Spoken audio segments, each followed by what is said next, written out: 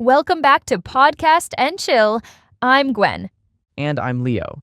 Leo, what do you think is the hardest part about learning English? Grammar? Definitely grammar. Nope. Try again. Wait, seriously? What is it then? Vocabulary, hands down. No way. Well, a study by Schmidt back in 2008 found that 63% of over 1,000 ESL learners said vocab was the biggest struggle. Huh, I guess that checks out. I mean, you can't exactly talk if you don't know the words. Right? That's why today we're diving into how to get better at learning vocabularies and how to remember them. Cool, I'm in. Let's go.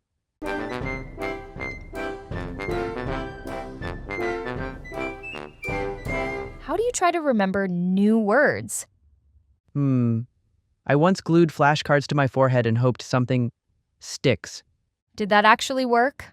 Well, the only thing that sticks was the glue. What about you? I use this SMART method. Of course you do. Everything you do is smart. Just spill it already. No, seriously. It's literally called SMART. Wait, what? SMART. It's an acronym. Each letter stands for something that helps you learn vocabulary more effectively. Ooh, acronyms. Let me guess. S is for sleep with a dictionary under your pillow? I wish. But no. S is for systematic, as in learn words in a structured, organized way. Okay, what about the rest? M is for meaningful, A is active, R is retrieve, and T is timeline. So the idea is to organize the words, understand them deeply, use them actively, practice remembering them, and spread the learning over time. You nailed it. And this works better than my super sticky flashcard method because Because your method's a mess, for starters. I feel offended. But more importantly, the SMART method actually lines up with how your brain wants to learn. How does it want to learn? Through structure, meaning, and repetition.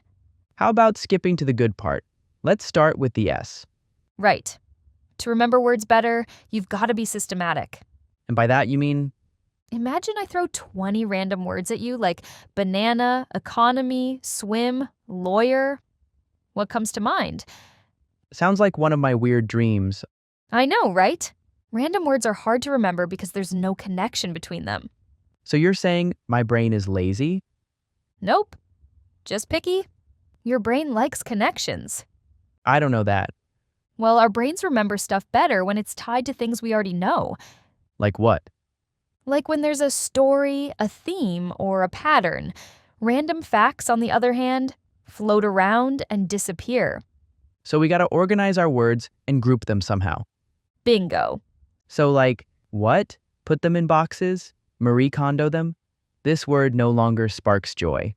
Let's leave Marie Kondo to your closet. For vocab, try these 3 methods: mind maps, word families, and semantic fields. Okay, I know mind maps. You start with a topic and branch out with related ideas, right? Right? Let's say the topic is travel.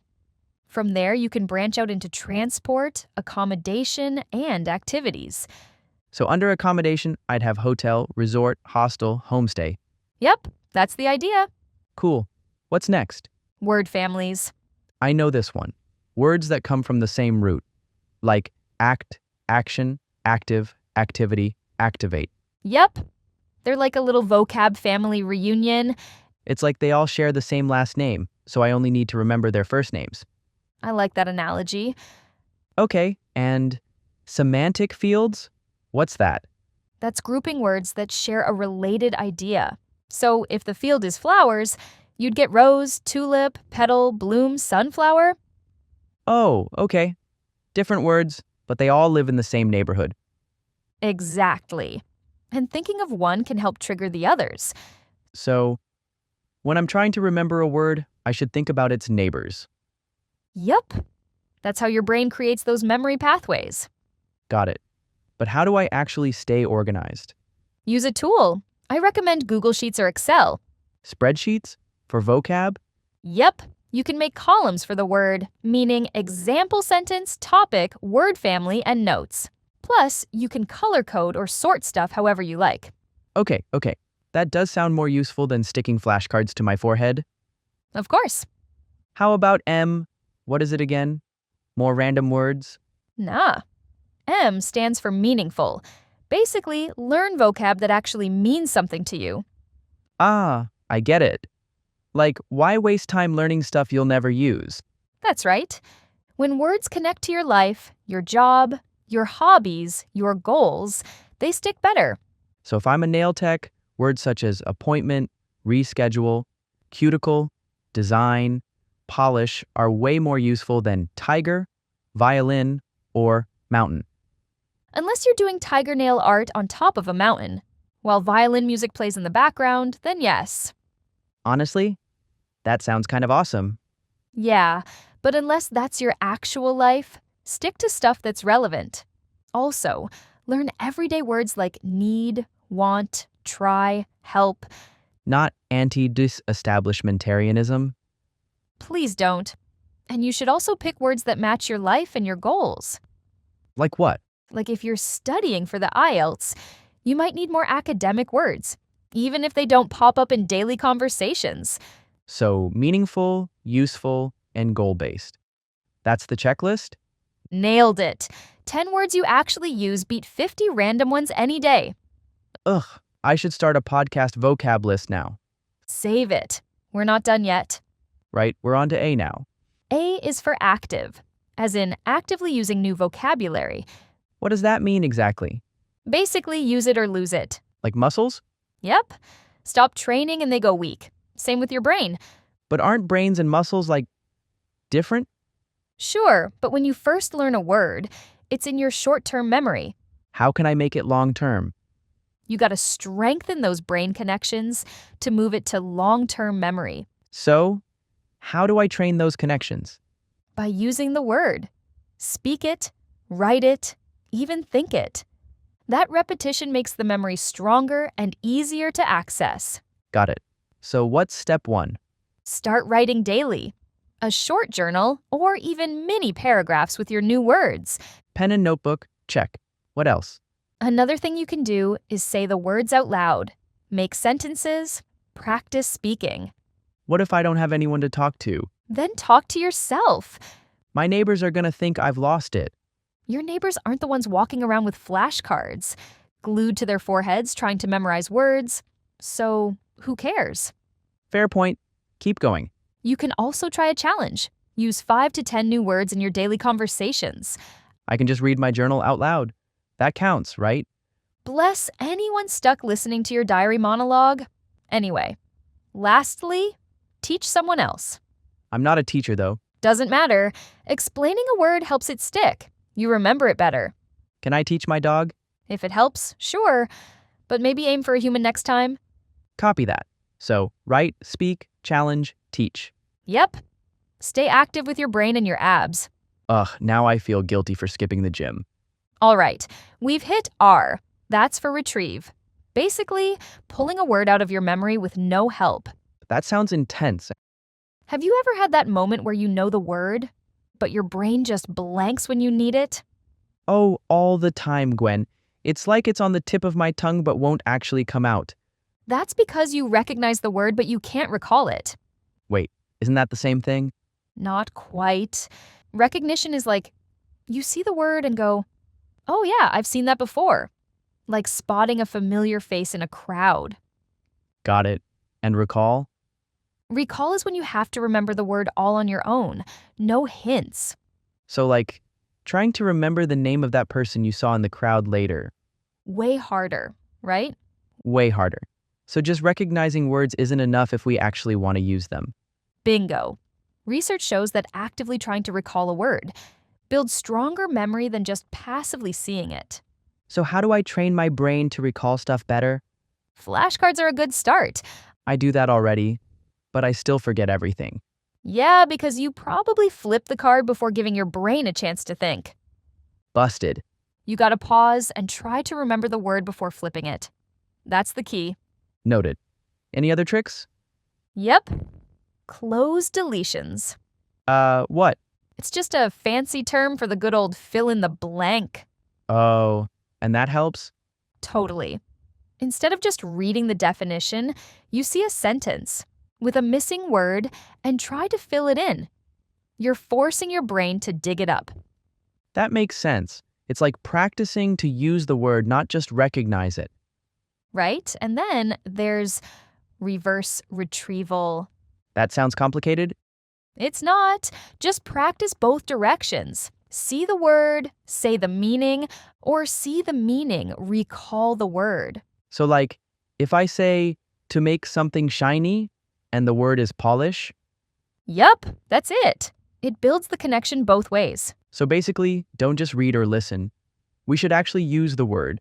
Say it, write it, quiz yourself. Nailed it. That's how you lock it in for the long haul. But even if we practice, we still forget stuff sometimes, right? I know. And that's where the T comes in. Timeline. Oh no, do I have to build a whole study calendar now? Not exactly, just a smart timeline. How do I know what's smart? Ever heard of the forgetting curve? Sounds depressing.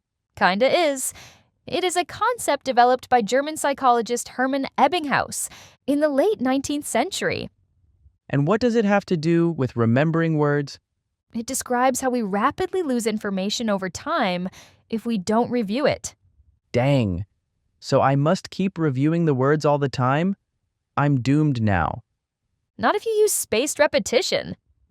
What's that? You review stuff right before you're about to forget it.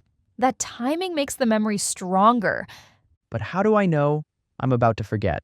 Luckily, you don't have to guess. There's a system for it. It's called the 13721 method. Elaborate on it, please. Basically, you review a new word after 1 day, then 3 days, then 7, then 21. Love that. Someone did the math, so I don't have to. Or you can try time blocking. What? Let's say you must set aside small chunks of time each day or week to review vocab. I'm guessing consistency is the secret sauce here? Always is. Oh, and there's one more tip. It's progressive expansion. Sounds fancy again. What's that? Start small. Learn a few words at a time, then gradually add more as you get comfortable. So I don't freak out and quit? Yep, it keeps things manageable. And if you use apps like Anki or Quizlet, they handle the spaced review for you. Love that. Machines do the thinking so my brain can chill. Sort of. Your brain still has to show up, though. But if you follow a good timeline, your vocab's gonna stick around for good. But the thought of spending hours a day studying vocab makes me want to take a nap. You don't need to. Just make it part of your daily routine. Easier said than done. It's very easy if you think of it like starting a fitness routine. What do you usually do when you're trying to work out regularly? Well, I meal prep on Sundays and pick out my workouts for the week. Same idea here. Pick a weekly theme, like travel or work, and choose a few new words to focus on. What next? Then comes the daily stuff. Use those words in short sentences, talk to yourself, write them down, whatever works. So, chatting with myself in the mirror while brushing my teeth totally counts? Yep. Full support. Talking to yourself is underrated. Love that. Anything else? Once a month, do a little check-in, review the words you've been using, and see what's sticking or what's vanished into the void. So if I forgot a word, I bring it back. And if I never use it, I ditch it? Correct. Update your list, toss out the useless stuff, and add new words that fit your life, like those from work or hobbies. You know what? This actually sounds manageable. Right? Weekly themes keep it fresh, daily use makes it stick, and monthly reviews keep you moving forward. This whole thing feels way less chaotic now. Thanks, Gwen. Anytime. All right, Gwen, shall we take a quick vocab break before we wrap up? Definitely. Let's teach a few words from today's episode in the smart way. First up, systematic. It means doing something in a careful and organized way. Like when I sort my snacks by color. Very systematic. That's one way to do it. Example. She made a systematic plan to study 5 words each day. Next is meaningful. It means something that's important or useful to you. Example. Learning vocabulary related to my job is more meaningful than learning random words. Then we have retrieve. It means to find and bring something back, like a memory. Or like when my dog retrieves the ball, but never gives it back. Example, I tried to retrieve the word, but it was on the tip of my tongue. This one's key for learning repetition. It means doing something again and again. Like when Leo tells the same joke 10 times. Hey, it gets funnier. Example, through repetition, the new vocabulary finally stuck in her memory. Last one, relevant. It means closely connected or useful in your situation. So learning invoice is relevant if you work in finance, but maybe not if you're a lifeguard. Example, I only study words that are relevant to my daily life. Okay, Gwen, it's time to test our brains. Question 1 coming in hot. Let's see if your brain's even online today. First one, why is it important to group new words using methods like mind maps or word families? Because our brains are picky and like connections. Exactly. When words are grouped by topic or family, it's easier to remember them, like organizing socks by color instead of throwing them in one messy drawer. Second one, what does the timeline step in SMART help you do? It helps you review words at the right time, just before you forget them, to make your memory stronger. Yeah, like the 1-3-7-2-1 rule. Review after 1 day, then 3, 7, and 21. That way, you don't have to cram and panic like I usually do before tests. All right, now it's your turn. Which part of the SMART method do you think will help you the most? Is it being systematic, making words meaningful, or maybe using spaced repetition with timeline? Let us know in the comments. And tell us why. We'd love to hear how you learn best. It's time to wrap things up. Remember, systematic, meaningful, active, retrieve, timeline. The Avengers of vocabulary learning. And the best part?